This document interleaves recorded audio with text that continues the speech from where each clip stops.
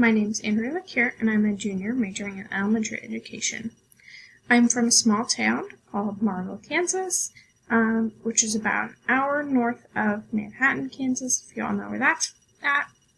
In high school, I played volleyball and basketball, as well as being involved in FBLA and FFA. I enjoy baking in my spare time and being with my family and friends, and I go home a lot of the weekends, so I have plenty of time to be with my family. I also enjoy crafts, but do not have much time for them as I've started college. I have one sister and 2 dogs.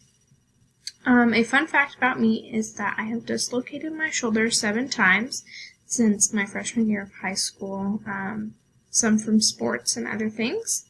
I've always wanted to become a teacher, and so as a child I would play imaginary school with my imaginary students, and I would also make my sister sit there and listen to me teach. And I have a love for learning, and I want to give my students that same love that I have.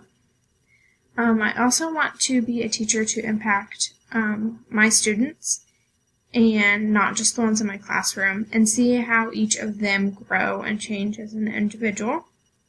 I also hope that my way of making and building relationships will also help our learning environment in my classroom.